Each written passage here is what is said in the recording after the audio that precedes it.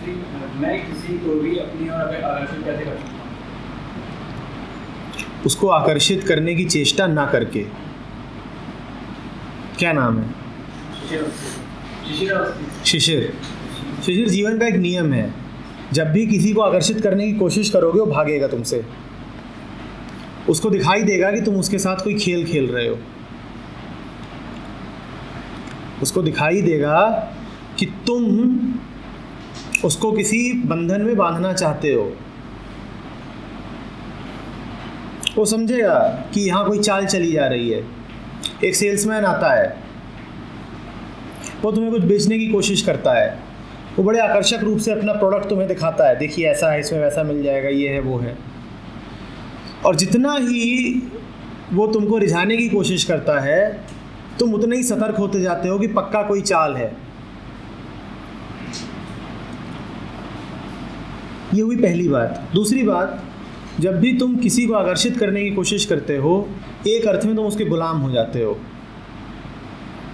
एक अर्थ में तुम उसके गुलाम हो जाते हो, क्योंकि तुम उसे वो चेहरा दिखाना चाहते हो जो तुम्हारा है नहीं। तुम उसे वो चेहरा दिखाओगे जो उसे आकर्षक लगे। तुम उसे वो चेहरा नहीं दिखाना चाहोगे जो तुम्हारा है।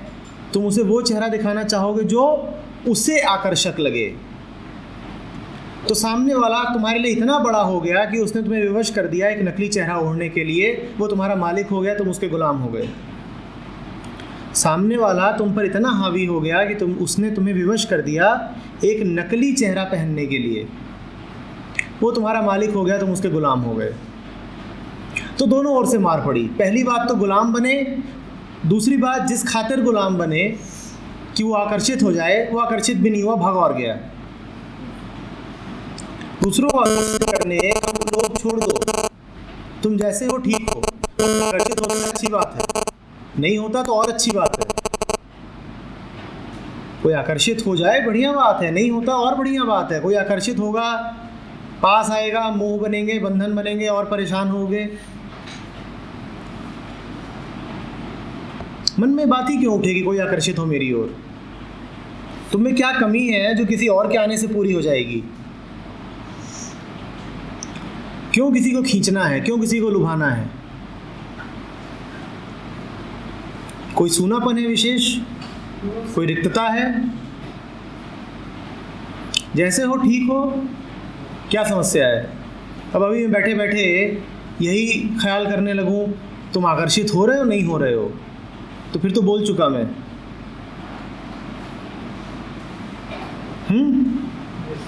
और लोग बड़ी बेहूदी हरकतें कर जाते हैं बस ये आकर्षित करने के चक्कर में। बहुत बेहूदी हरकतें कर जाते हैं।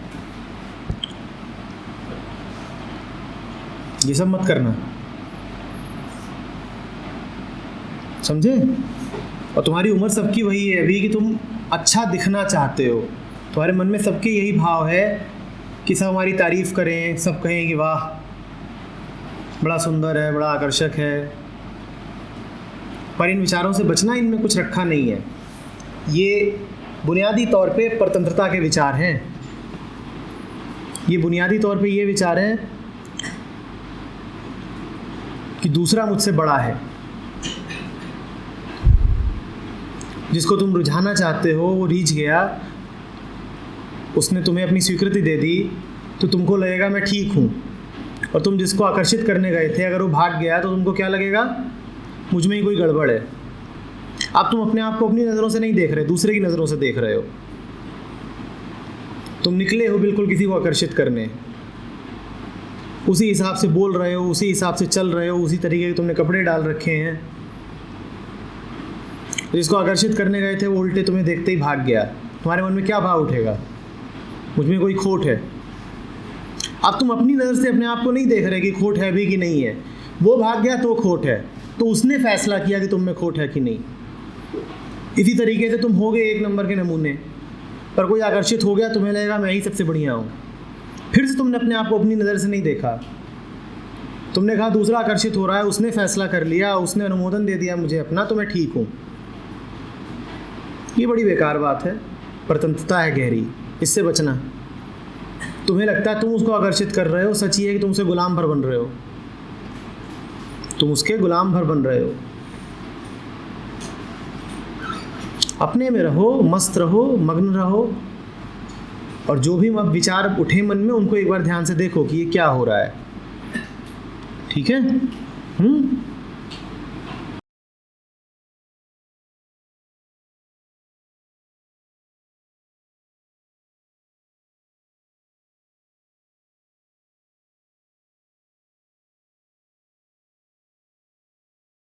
प्रोफेशनल कोर्स को समझने के कोई नए ढंग नहीं होंगे।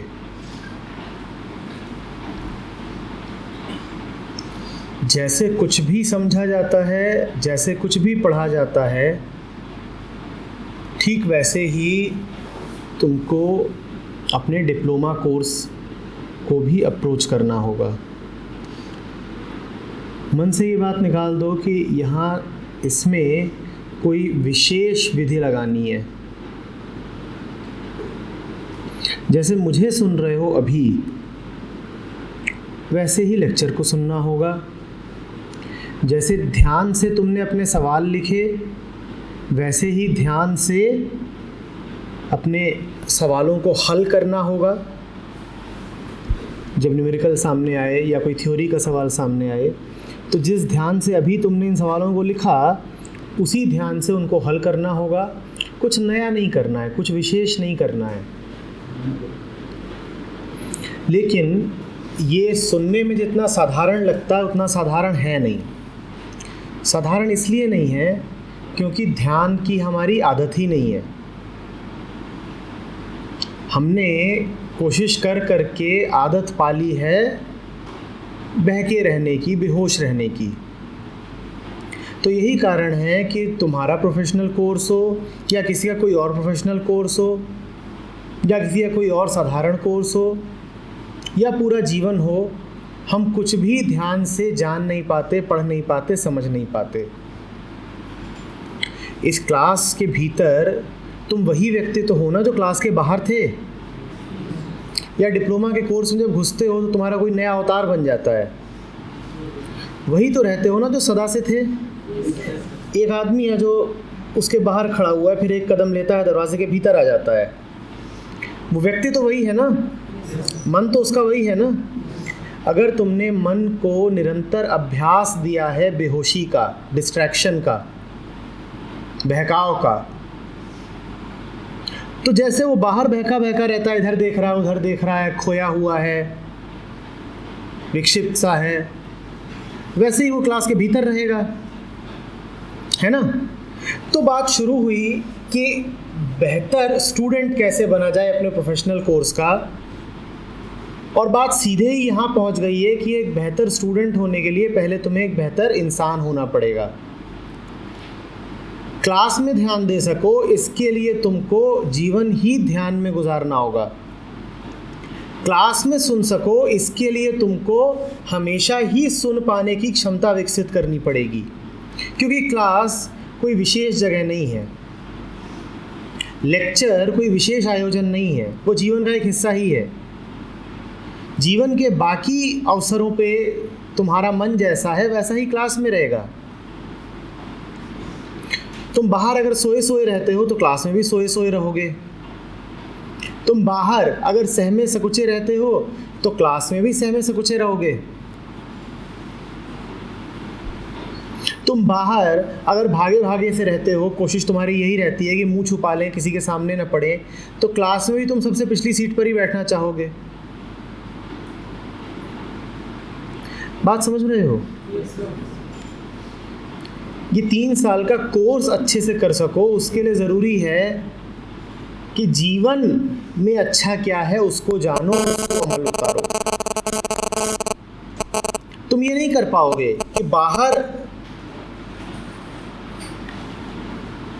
तो मैं बेहोश हूं पर अंदर आते ही बिल्कुल होश में हो जाऊं। ये असंभव है, तुम कर नहीं सकते। तुम ये नहीं कर पाओगे कि बाहर तो मन भटका हुआ है पर अंदर आते ही सिर्फ लेक्चर पे कंसंट्रेट कर लूं। ये नहीं कर पाओगे। तुम ये नहीं कर पाओगे कि बाहर तो डरपोक डरपोक हो पर क्लास के भीतर आते ही अचानक साहसी हो जाओ। नहीं हो पाएगा। भीतर अगर तुम्हें कुछ पाना है तो पूरे जीवन को ठीक करना होगा, और जो पूरा जीवन है वो तुम्हारे मन से चलता है। कहाँ से चलता है? मन से। जैसा तुम्हारा मन है वैसा तुम्हारा जीवन है। तो इस मन पे ध्यान देना, वही लगातार क्या करता रहता है। अभी ध्यान दो, अभी क्या कर रहा है? क्या तुम ठीक ठीक सुन रहे हो या मन कहीं और भागा हुआ है?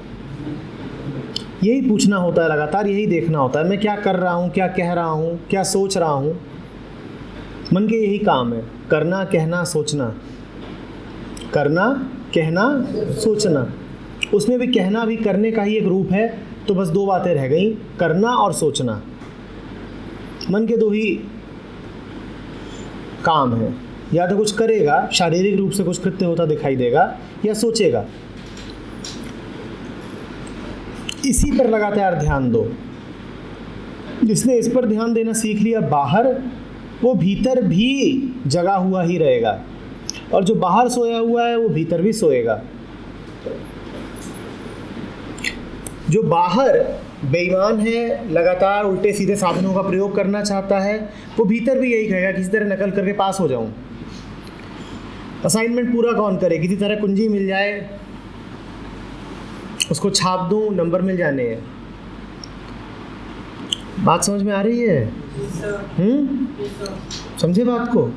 तो ये 3 साल अगर एक अच्छा स्टूडेंट बन के बिताना चाहते हो तो पहले एक अच्छा इंसान बनो। और अच्छा इंसान कौन है? जो ध्यान में जी सके वही अच्छा इंसान है। जो होश में जी सके वही अच्छा इंसान है। अच्छा स्टूडेंट बनना है तो अच्छा इंसान बनो। और अच्छा इंसान कौन है? जो होश में जी सके। तो अच्छा स्टूडेंट कौन हुआ? जो होश में जी सके। आई बात समझ में?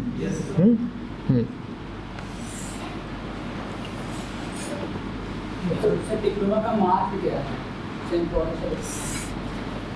डिप्लोमा का महत्व तो बेटा यही है कि एक सर्टिफिकेशन है कि तुमने कुछ ज्ञान अर्जित कर लिया है। क्या नाम है?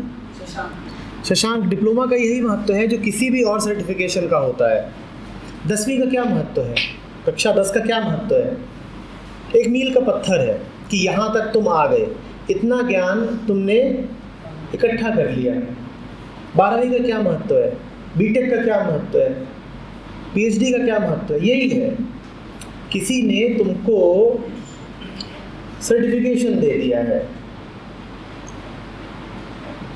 किसी ने इस बात को प्रमाणित कर दिया है, मान लिया है कि तुम्हें कुछ पता है। अब वो पता होने के लिए ज़रूरी नहीं कि तुमने डिप्लोमा कराई हो। बहुत सारे नॉन डिप्लोमा धारी होंगे जिन्हें डिप्लोमा वालों से ज़्यादा पता होगा उनके फील्ड में, सिविल है, इलेक्ट्रिकल है, बिल्कुल हो सकता है ऐसा। अनुभव के आधार पर उन्हें तुमसे ज़्यादा पता हो। पर हाँ, तुम्हारे पास एक प्रमाण पत्र होगा कि मैंने इतना जान लिया। प्रमुख वो प्रमाण पत्र नहीं है, प्रमुख क्या है? जानना। क्योंकि बहुत होते हैं जिनके पास प्रमाण पत्र नहीं होता और जानते हैं, और दूसरी ओर बहुत ऐसे भी होते हैं जिनके पास प्रमाण पत्र तो होता है, जानते कुछ नहीं है। पहले किस्म का होना बेहतर है। ये फिर भी ठीक है कि तुम्हें किसी ने प्रमाणित ना कर रखा हो पर ज्ञान हो तुम्हारे पास, पर दूसरी किस्म का मत बन जाना कि 3 साल बिताए, डिप्लोमा तो अर्जित कर लिया पर आता ज़्यादा कुछ नहीं है। बाहर निकले, इंडस्ट्री में गए, वहाँ उन्होंने कोई छोटा सा काम करने को कहा और हाथ पांव फूल गए। बहुत आसान है, देखो यूनिवर्सिटी के एग्ज़ाम वगैरह क्लियर करना बड़ा आसान होता है। डिप्लोमा पा लेना कोई विशेष बात नहीं है। कितने ही लोग डिप्लोमा पाते हैं, हज़ारों लाखों डिप्लोमाधारी हर साल पास आउट होते होंगे नहीं? Yes, तुम्हें क्या लगता है वो सब किसी काम के होते हैं? अधिकांश बीटेक, अधिकांश डिप्लोमा होल्डर्स